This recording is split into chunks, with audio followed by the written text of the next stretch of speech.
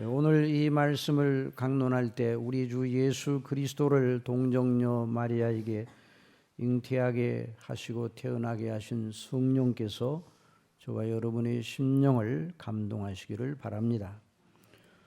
오늘 본문 말씀, 요절 말씀은 우리 이사야 7장 있는 그 말씀 중에서 우리 14절에 있는 말씀, 15절에 있는 말씀, 그러므로 주께서 친히 징조로 너희에게 주실 것이라.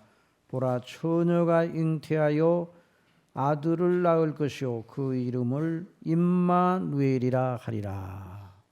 그래서 오늘 말씀의 강론의 말씀의 제목을 임마누엘 예언의 성취, 임마누엘 예언의 성취라고 그렇게 잡았습니다. 한번 따라 해보십시다. 처녀가 잉태하여 아들을 낳을 것이요 그 이름을 임마누엘이라 하리라. 임마누엘의 예언의 성취. 오늘 본문 말씀은 지금으로부터 2720년 전, 우리 예수님 모시기 전 약 720년 내지 30년 전의 일로 짐작이 됩니다. 당시 이스라엘 나라는 한 나라가 아니라 두 나라, 북국 이스라엘과 남국 유다로 갈라져 있었습니다. 솔로몬 왕 이후에 르호보암이 반란을 일으켜서, 원래 르호보암은 솔로몬의 신복이었는데 반란을 일으켜서 10지파를 데리고 사마리아를 수도로 삼아서 북국 이스라엘 왕국을 건설하였습니다. 그리고 이제 그로부터 두 나라, 남국 유다, 유다 지파를 중심한 남국 유다와 10지파를 중심한 북국 이스라엘이 서로 나눠져 대적하고 있었습니다. 본래 그 두 나라 백성들은 아브라함과 이삭과 야곱의 후예들이 아닙니까? 그러니 서로 나눠졌다 할지라도 은근한 교제와 연대를 하는 것이 아름다울 터인데 그러지 못하고 적대 행위를 하곤 하였습니다. 오늘 우리가 읽은 이 본문 말씀에 보면 북국 이스라엘 왕 베가가 아람 왕 느신과 연합하여 북국 유다를 공격하고 예루살렘을 초토화시키려는 계획을 가지고 쳐들어온다는 그런 말이 들렸습니다. 그러나 그들의 생각대로 그 이스라엘 북국 이스라엘과 연합한 아람 왕 베가가 계획한 대로 뜻이 이루어지지는 못했습니다.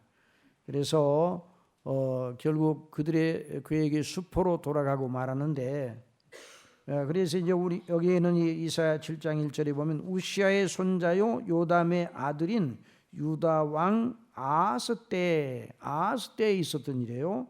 아람 왕 느신과 느말리아의 아들 이스라엘 왕 베가가 올라와서 예루살렘을 쳤으나 능히 이기지 못하였다. 그렇게 말씀을 했습니다. 자, 여기 보면 아하스라는 사람이 나옵니다. 아하스 왕. 이 아하스 왕은 유다의 왕국의 12대 왕으로서 주전 735년에서 716년 동안 통치한 왕이었습니다.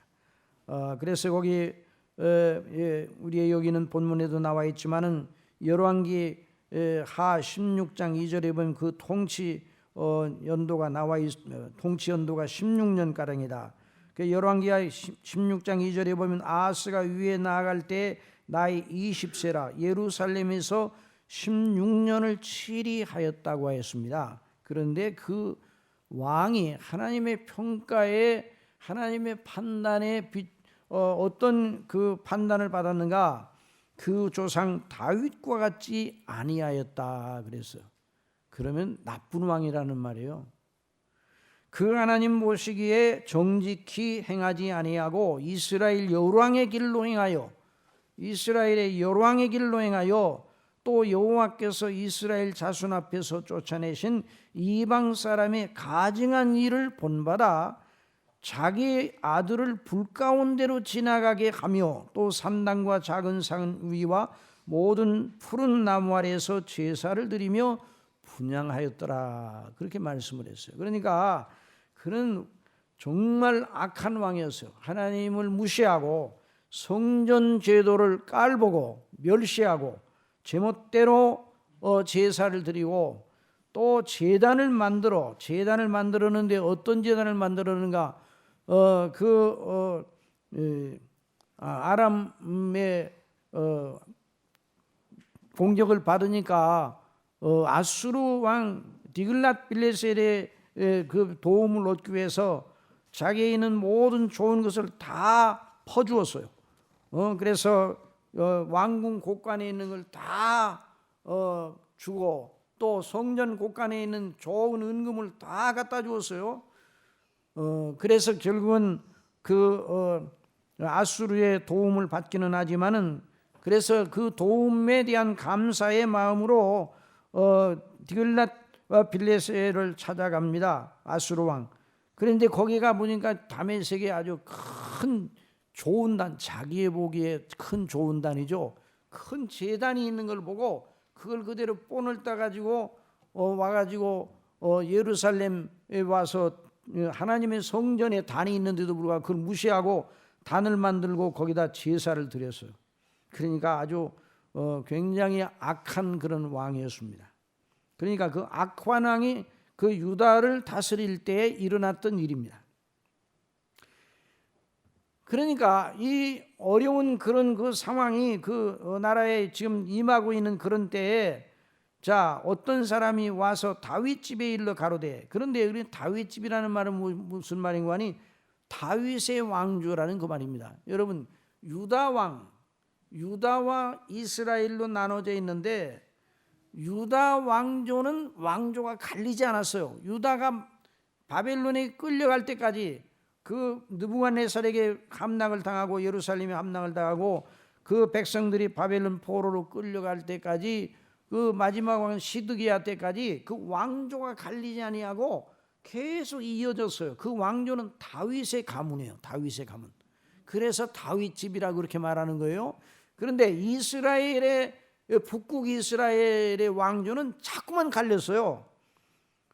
그래서 결국은 여러 왕조가 나타납니다. 바사, 여로보암, 바사, 오므리, 예후 이런 여러 왕조들이 일어나서 그 이스라엘 왕권을 이어받고 나갔어요. 그러니까 이스라엘에는 굉장한 정변이 자주 일어났어요. 그런데 왜 하나님께서 이 다윗의 왕가인 그 유다 왕조는 바뀌지 않았는가? 이걸 우리가 꼭 주목을 해야 돼요. 구약을 읽을 때 이게 매우 중요한데, 자, 하나님의 거룩하신 뜻, 하나님께서 당신의 백성들을 구원하시려는 거룩한 뜻을 이루기 위해서 구세주를 보내주시는데 누구의 혈통을 통해서 보내주신다고요? 다윗의 혈통을 통해서 보내주시는 아브라함과 다윗으로 이어지는 혈통, 그 혈통에서 그리스도께서 나시게 되어 있었습니다. 이것이 하나님의 거룩하신 뜻이에요. 그러니까 유다 왕들이 악하고 정말 악하여 금방 징벌하여 그 나라를 없이 하려고 하는 그런 일반적인 생각으로 보면 그렇게 해도 될 만한데도 불구하고 하나님께서는 그 유다 왕조를 붙잡아 주셨어요. 그래서 결국은 그 유다 왕조가 이어져서 결국 그리스도의 날까지 나아가도록 하셨습니다. 물론 그 유다 왕조가 중간에 이제 바벨론에 포로 잡혀가고 그때가 시드기야로 말미암아 거기서 이제 끝이 나죠. 그러나 다시 돌아와서 그 유다에 포로 잡혔던 자들이 다시 돌아와서 예루살렘에 돌아와 가지고 이제 다시 왕조를 세우지는 못합니다. 그래서 여러 큰 대국에 이제 그 총독이 있고 이런 역사가 진행이 되는데 하여튼 다윗 왕과를 하나님께서 붙잡아 주시느라고 아하스가 그렇게 나쁜 왕인데도 불구하고 그 왕조를 무너뜨리지 아니하고 그대로 진행하게 하시는 것입니다. 자, 하여간 아하스가 하나님을 두려워하고 믿는 그런 사람이 아니었으니까 인간적인 방식으로 자기를 보호하려고 자기 나라를 지키려고 가진 수를 다 써요. 그래가지고 그 아수르에게 청원을 보내고 아수르의 도움을 받으려고 하고 그 묘수를 다 썼지만은 모든 그 묘수를 다 썼지만은 소용이 없었어요.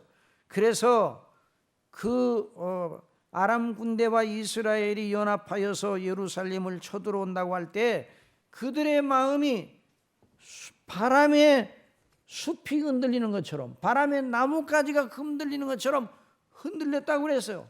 그러니까 그 마음이 얼마나 두려운지 이제 우리는 망하였구나, 이제 큰일 났구나 하는 그런 상태에 있었단 말이에요. 그 낙담하여 이제 우리는 꼭 망하였구나, 이 일을 어찌하면 좋을꼬, 그런 상태에 있었는데 왕뿐만 아니라 백성들 전체가 그래서 여러분 사람이 낙담을 하게 되면 낙담, 절망 이게 참으로 큰 이걸 대적해야 됩니다. 우리 믿음의 사람들은 낙담과 절망을 큰 대적으로 여기고 물리쳐야 됩니다. 그래서 그 마음에 그 낙담이 일어나. 여러분 군대의 장병들의 마음에 낙담이 들면은 싸움을 못 싸우는 거예요. 적군을 보자마자 그들의 마음이 바람 앞에 나뭇가지 흔들리듯이 바람 앞에 촛불같이 하늘거리면 아무리 좋은 무기를 가지고 있어도 싸움이 안 되는 거예요. 져버리고 마는 것이에요. 그런 상태란 말이죠. 그런 상태에 있는 아하스 왕과 백성들의 마음을 아시는 하나님께서 하나님의 거룩하신 뜻 때문에, 누구 때문에요? 하나님의 거룩하신 뜻 때문에 하나님께서 이사야 선지자를 보내십니다. 사랑하시는 성도 여러분, 눈에 보기에 절망적인 상황 속에서도 우리가 어떤 조건 속에 있더라도 우리 사람의 계산으로는 그러하다 할지라도 이제 끝났다 해서는 안 됩니다. 여러분 끝은 누가 내십니까? 하나님이 내시는. 누가 내신다고요? 하나님이 내시는 거예요. 마귀는 항상 우리로 하여금 현실만 보게 합니다. 하나님의 계신 걸 전혀 생각하지 못하게 합니다. 눈을 가리게 합니다. 그리하여 뭐 일이 잘 되면 굉장히 힘을 얻는 것처럼 보이는데 금방 또 그 일이 날마다 좋은 날만 계속되지 않는 것처럼 일이라는 건 잘 됐다가 안 됐다가 조건이 좋은 것 같다가도 금방 또 나빠지잖아요. 그래서 이 마음이 그냥 마음이 왔다 갔다 하는 것이죠. 롤러코스터 탄 것처럼 좋았다가 말았다가 좋았다가 말았다가 이런 상태로 있다 그러면 그건 합당치 못한 것이에요. 그래서 현실만 보게 하고 마귀는 현실만 보게 합니다. 하나님의 계신 걸 생각지 못하게 합니다. 눈을 가려 다른 걸 쳐다보게 만듭니다. 그래야 절망적인 생각에 사로잡히게 하거나 아니면 허망한 기대로 어리석게 자신을 몰아가도록 하여 더 깊은 낙담의 늪에 빠지게 합니다. 이것이 마귀의 수작이에요. 그러니까 이걸 이겨내야 돼요. 우리 개인이나 우리 나라의 일이나 교회의 일이나 우리의 계산으로 모든 걸 종합하여 결론을 내리면 안 되는 거죠. 결론은 누가 내리신다고요? 하나님이 내리시는. 이스라엘과 아람의 강력한 연합군대 그리고 그걸 막아설 묘원이 전혀 없으니 결론이 뭐예요? 삼림의 바람에 흔들림같이 흔들림, 이것이 답이에요. 그들의 이스라엘 상태가 그런 상태였어요. 그러나 하나님께서 살아계십니다. 하나님께서 뜻을 가지고 이루어 나가십니다. 그래서 하나님께서 이사야를 보내신 거예요. 살아계신 하나님, 완전하시고 전지전능하신 하나님, 무한하신 하나님, 자비와 긍휼이 충만하신 하나님께서 그 이름과 그 나라를 위하여 뜻을 세우고 일을 하고 계시는 것이다. 여러분 믿음의 사람들은 항상 이걸 유념을 해야 됩니다. 그러니까 아하스가 다윗의 왕조니까 아스가 자기 조상 다윗처럼 자기 조상 다윗에게 약속하신 그 하나님의 큰 뜻이 이루어질 것이라는 이런 믿음을 가지고 하나님을 구해야 했습니다. 어려울 때 하나님을 구하시기 바랍니다. 어렵지 않을 때는 하나님 구할 필요가 없습니까? 아니요. 어려울 때나 어렵지 않을 때나 언제나 하나님을 구해야 돼요. 하나님으로부터만 참된 것이 오는 것이죠.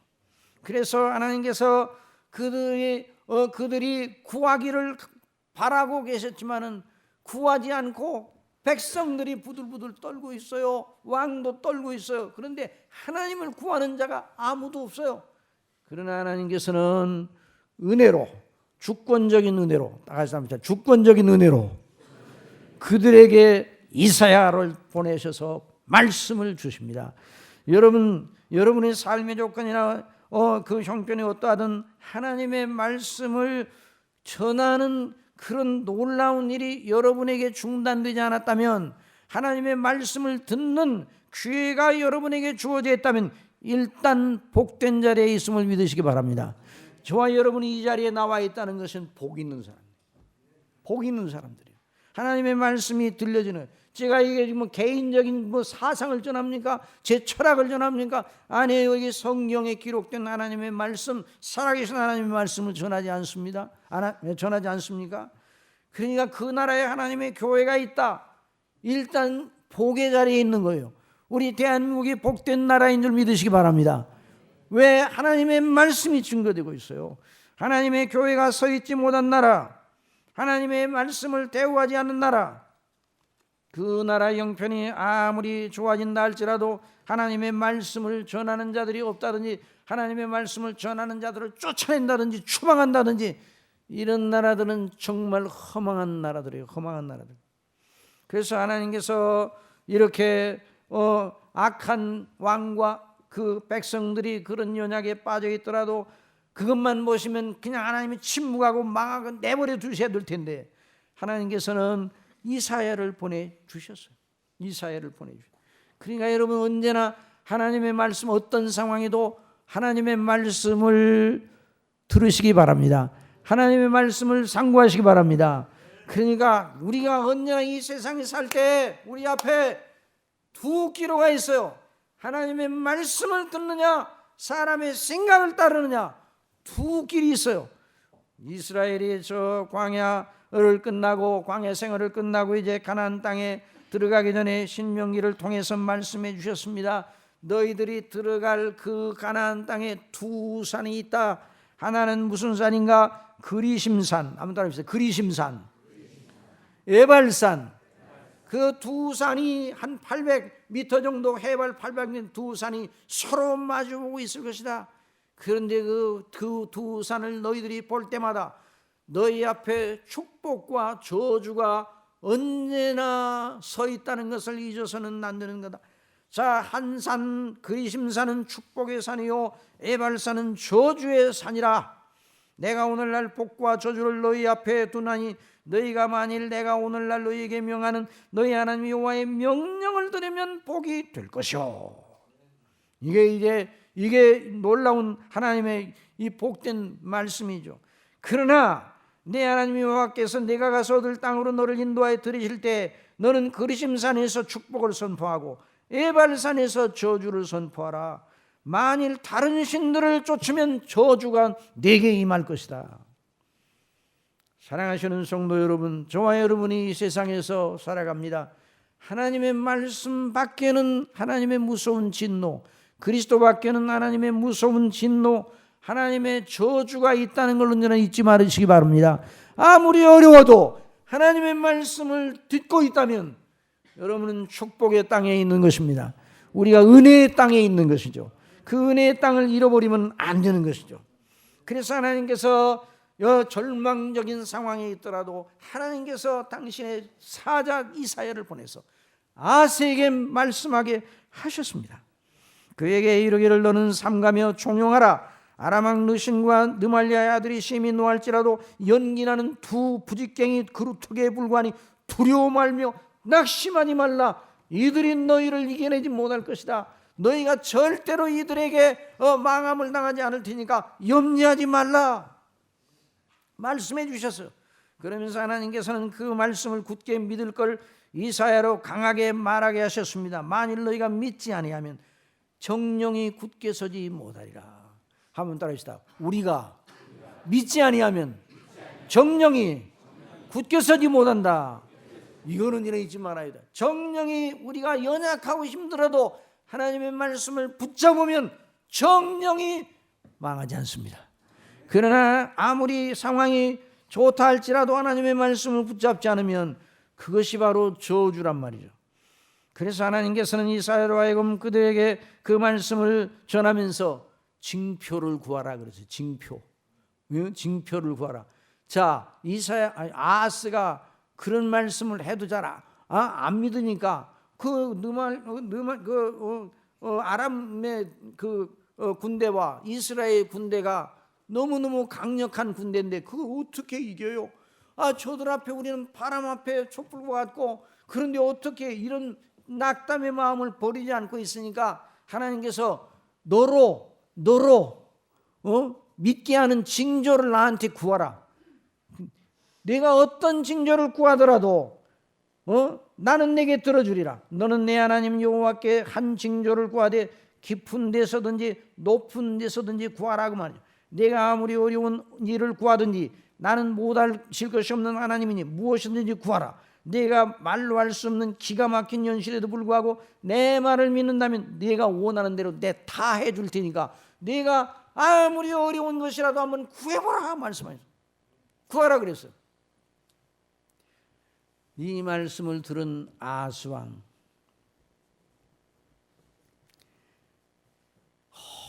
언제나 불신앙자는 하나님께서 명하시는 정반대의 길로 갑니다. 시험하지 말라 그러면 시험하고요, 시험하지 말라 그러면 시험하고, 구하라 그러면 안 구하겠습니다. 아하스한테 구하라, 징조를 구하라. 내가 무엇이든지 높은 데서든지 깊은 데서든지 물 속에든지 하늘 위에든지 무엇이든지 구하라. 그러면 내가 너에게 그 일을 해주리라. 그러니까 아하스가 안 구하겠습니다. 나는 여호와를 시험치 아니하겠습니다. 요 대목만 보면 아하스가 믿음이 있습니까 없습니까? 굉장히 믿음이 있는 것처럼 겸손한 모습을 보이는 것처럼 합니다. 그런데 이사야가 그 말을 듣고 분이 났어요. 왜 분이 나는가? 하나님께서 말씀하시는 대로 행하는 것이 믿음이에요. 그런데 이제까지는 하나님을 믿지 않고 악한 일을 행하더니 하나님께서 긍휼을 베푸시려고 구하라고 그래도 나는 안 구하겠습니다. 하나님 시험하지 않겠습니다. 그런데 사실 이 말씀은 하나님께서 하시는 일에 관심이 없습니다. 그 말이에요. 사랑하시는 성도 여러분, 참 믿음은 하나님의 하시는 일에 관심을 둡니다. 그러니까 이사야가 가로되 다윗의 집이여 총컨대 들을지어다 너희가 사람을 괴롭게 하고 그것을 작은 일로 여겨서 또 나의 하나님을 괴로우시게 하느냐. 하나님을 괴로우시게 하였다고 그랬어요. 그러니까 이사야가 아하스가 나는 안 구하겠습니다. 하나님이 시험하지 않겠습니다. 구하라고 그러는데도. 그러니까 이사야가 분을 냈어요. 사랑하시는 성도 여러분, 하나님의 것을 구하시기 바랍니다. 하나님께 구하시기 바랍니다. 우리의 수준을 가지고 하나님께서 해주시라고 구하지 말고 하나님의 것을 하나님께서 행하시라고 구하시기 바랍니다. 참신앙과 거짓된 신앙 사이의 차이는 무엇인가? 하나님께서 구하라 하는 것은 아니 구하고 하나님께서 구하지 말라 하는 건 구하는 거예요.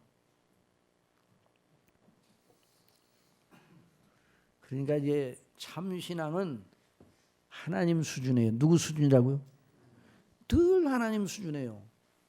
땅에 붙어 있어도 하나님을 바라봅니다. 내가 연약해도 하나님을 바라봐요. 그런데 불신앙은 땅의 일만 생각하는 거예요. 땅의 일은 먼지로 돌아갈 일이에요. 그러나 우리는 우리를 향하신 하나님의 크고 은밀한 일을 마음에 두고 그걸 바라봐야 돼요. 그러니까 하나님께서 그 아하스의 불신앙에도 불구하고 하나님께서 한 징조를 주시겠다고 말씀하셨어요. 자, 하나님께서 한 큰 징조, 사람이 생각지도 못하고 사람이 마음으로 그려본 적도 없는 큰 징조를 주시겠는데 무슨 징조인가? 그러므로 주께서 친히 징조로 너에게 주실 것이라. 보라! 처녀가 잉태하여 아들을 낳을 것이요 그 이름을 임마누엘이라 하리라. 이 징조를 주신다고 그랬어요. 여러분, 임마누엘이라는 말씀 자체가 우리와 함께 하시는 하나님이라는 말 자체가 큰 징조입니다. 하나님이 어떻게 우리와 함께 하셔요? 우리는 죄인이에요. 하나님께서 우리와 함께 하시면 그대로 하나님께서 우리를 접촉하시면 소멸될 수밖에 없어요. 하나님은 소멸하는 불이라고 말씀하셨어요. 옛날 모세가 율법을 받을 때 하나님께서 시내산에 강림하셨을 때 나팔과 지진과 천둥과 큰 두꺼운 구름 속에 시내산의 꼭대기에 구름이 임하고 천사장이 나팔 소리하고 하나님의 그 음성이 들리고 그럴 때 백성들이 기뻐 즐거워하는 것이 아니라 두려워 떨었습니다. 그리고 가까이 오지 말라고 그래서 가까이 오지 말라. 조금만 가까이 오게 되면 그 선을 넘으면 돌격할 것이다 그래서 돌격. 하나님께서는 죄인들과 함께 하실 수가 없어요, 본질상. 그래서 모든 죄인들은 하나님의 진노의 대상인 것입니다. 그런데 임마누엘, 따라서 임마누엘, 너희와 함께 하시는, 우리와 함께 하시는 하나님, 그 백성들과 함께 하시는 하나님으로 주시겠다. 처녀가 잉태하여 아들을 낳으리니 그 이름을 임마누엘이라 하리라. 이런 놀라운 일을 아하스에게 말씀해 주셨어요. 여러분 참 이 대목을 보면 그래서 이 대목을 해석하는 게 너무너무 힘들어요. 저도 이 대목을 해석하려고 아무리 해도 앞뒤 문맥이 맞질 않아요. 꼭 우리 생각으로는 생뚱맞은 얘기 같아. 이거 잘 들어야 돼요. 아하스에게 지금 필요한 건 뭐예요? 아하스가 생각할 때 필요한 건 나라가 안전하게 보호를 받는 거예요. 예루살렘이 지키는 거예요. 자기 왕권이 보호를 받는 거. 그게 전부예요. 그것만 주시면 하나님 감사합니다요. 하나님께 구하라 그러면 그것 좀 구하시면 사실 그것만 있으면 된다 이면 그것은 족한 거예요. 그런데 하나님께서 내가 너희를 보호할게 그러고서 떠나셨다고 그러면 그 아하스의 수준에서밖에는 말씀하지 않으신 거예요. 그런데 하나님께서 우리 인간적으로 생각하면 정말 생뚱맞은 징조로 말씀하신 거예요. 전혀 앞뒤 문맥이 맞질 않아요. 그래 주석가들이 이 부분을 해석할 때 굉장히 어려움을 겪는다고 스폴전 목사님이 말을 했더라고요. 스폴전 목사님의 그 설교집을 제가 이 부분을 어떻게 설교하셨는가를 찾아봤어요. 그런데 스폴전 목사님도 이 대목에 대한 해석이 구구하다는 거예요. 그럴 수밖에 없어요. 왜냐하면 앞뒤 문맥이 전혀 안 맞아요. 그러나 뒤로 물러가서 성경을 근접한 문맥에서만 보지 말고 뒤로 물러가 점점점 뒤로 물러가서 큰 관점으로 큰 그림으로 보면 보이는 것이죠. 다윗의 왕가,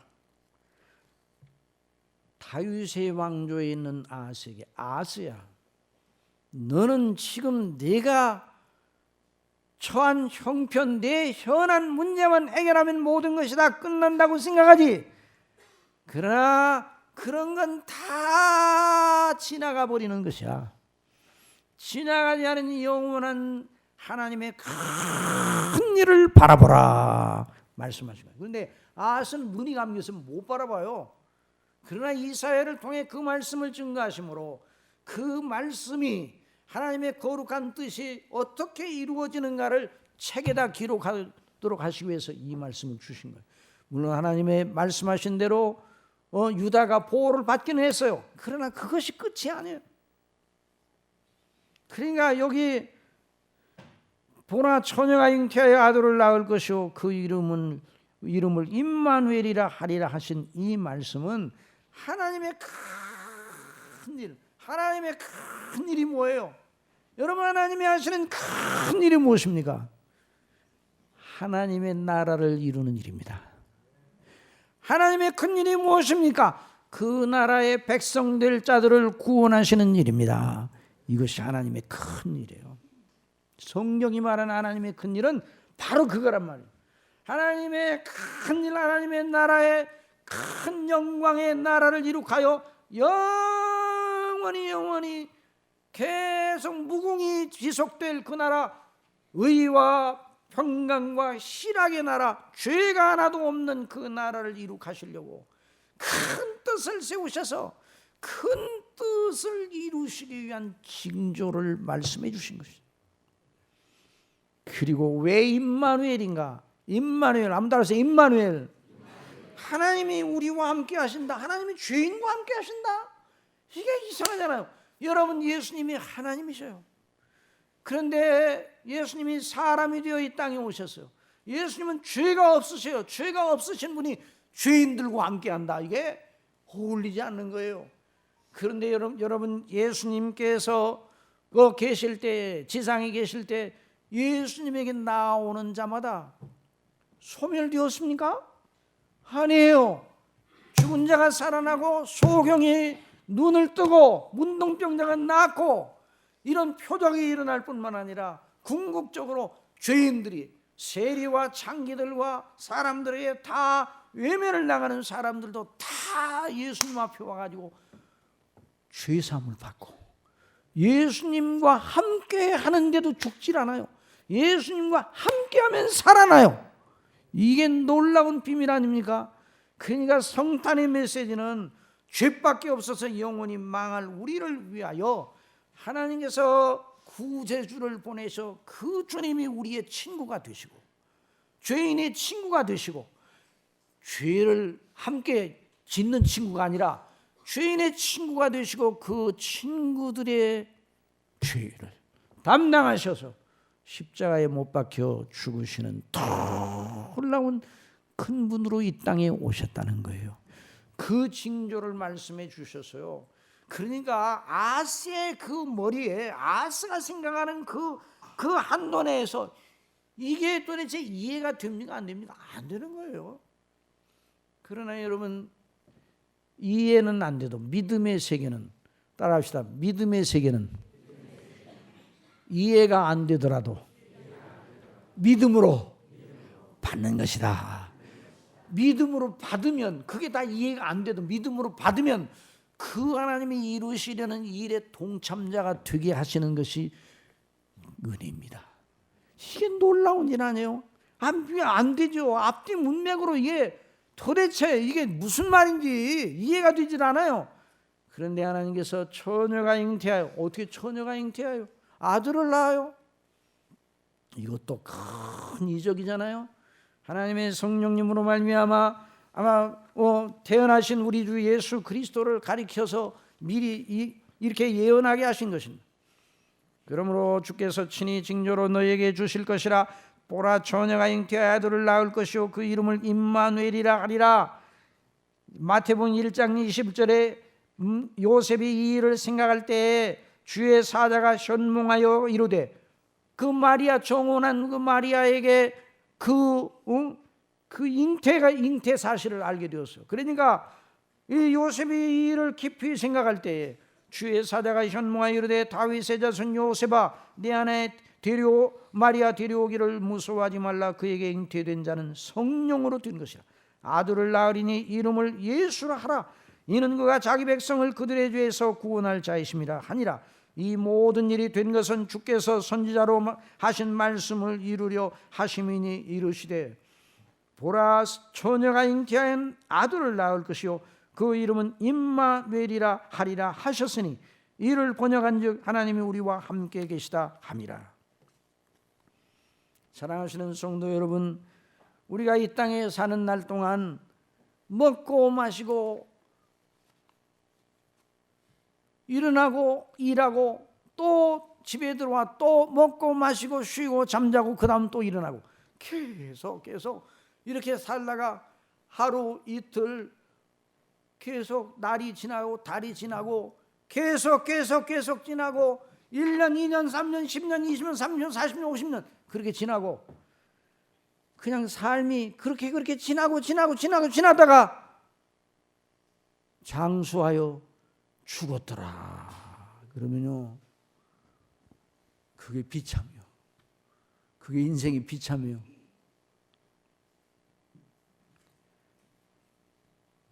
사랑하시는 성도 여러분, 조건 중심으로 사는 인생은 망한 인생입니다. 무엇 중심으로요? 자기 조건 중심으로 살아. 자기 조건, 현재 있는 처해 있는 상황 개선 자체만을 목적으로 해 살면 그건 망하는 인생이에요. 그건 뭐예요? 그러니까 아스에게 말씀하신 거예요. 너 지금 현재 너를 괴롭게 하는 현안의 문제가 바로 이것이지. 거기에 온전히 내가 매몰되어 있지. 그래서 내가 낙심하지. 백성들도 그러하지. 그러나 너 다윗의 위에 앉아있는 너요, 다윗에게 언약한 나를 바라보라. 내가 할 일을 바라보라. 처녀가 잉태하여 아들을 낳을 것이니 그 이름을 임마누엘이라. 구세주를 보내어 내 거룩한 큰 뜻을 이루려고 지금도 일하고 있다. 나를 보라. 나를 보라. 그러니까 사랑하시는 성도 여러분, 우리가 어떤 조건이 있더라도 그 조건 자체에 매몰돼 가지고 이것만 해결되면 나 한이 없겠어. 그럼 그것이 해결되면 그 다음에는 이제 한이 없는 세계가 열려집니까? 또 다른 숙제가 또 나오죠. 또 다른 숙제가. 큰 산을 넘고 아이고 됐다 그래서 고갯말에 올라가서 아이고 됐네 그러면 그 앞에 더 높은 산이 있어요. 이게 인생이에요. 그러니까 현안에 매몰되고 조건에 매몰되고 우리의 처지에 매몰되고 거기에 비춰서 그것만 허덕허덕 하다가 살면 아무것도 아니에요. 우리의 현안이 어떠할지라도 현안의 문제는 지나갑니다. 어떻다고요? 지나가요. 아니 그런데 목사님 그렇게 말하면 그 현안이 해결돼야 되잖아요. 그 해결도 하나님이 은혜 주시면 우리가 원하는 것보다 더 잘 될 줄 믿으시기 바랍니다. 그게 바로 그 나라와 그 의를 구하면 내가 너에게 모든 걸 더하여 주시리라. 너에게 있어야 할 줄 아시느니라 하시는 말씀입니다. 그러니까 하나님께서 다른 현안, 지나가는 현안에다가 내 목을 매지 말고 영원히 지나가지 않는 현실, 영원한 영광스러운 하나님의 일, 동정녀 마리아에게 성령으로 잉태되시어 아기로 태어나시고 자라시고 때가 되어 우리의 속죄의 제물로 죽으시고 다시 사시고 하늘에 오르시어 하나님 우편에 계시다가 다시 오실 우리 주님, 그리고 그의 나라, 그 하나님의 영원하신 뜻, 영원한 현실을 붙잡으라는 것입니다. 붙잡으라.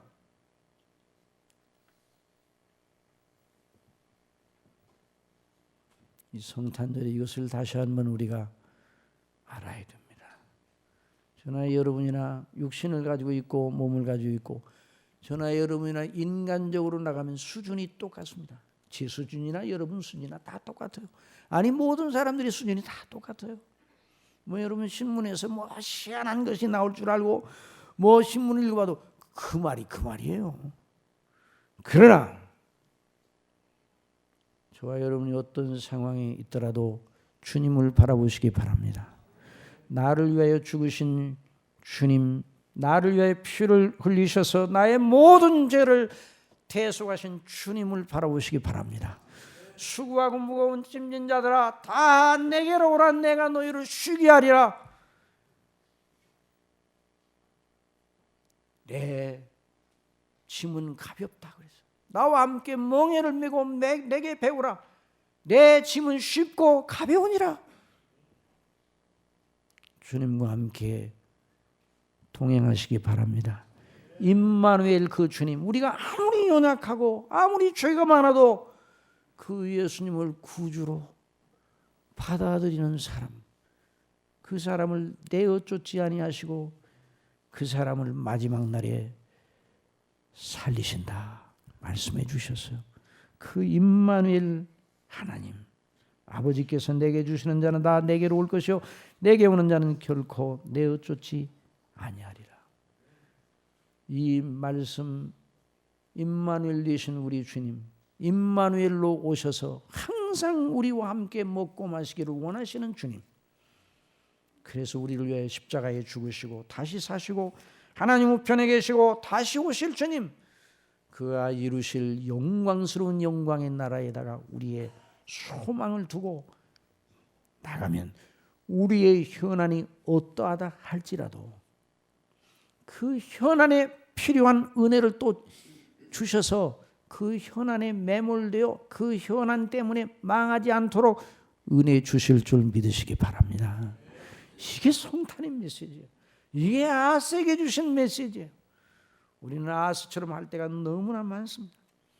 그러나 하나님께서 우리가 그런 연약과 악에 빠지더라도 우리를 버리지 아니하셔 또 깨우쳐 주시고 또 깨우쳐 주시고 복음으로 예수님의 십자가의 대속의 피로 우리를 늘 깨우쳐 주시는 성령님을 우리 속에 거하게 하셔서 보혜사로 우리를 일으켜 주시고 항상 가르치시고 힘을 주시는 이런 귀한 은혜를 믿고 주님과 함께 동행하는 그런 놀라운 역사가 계속되게 하실 줄 믿습니다.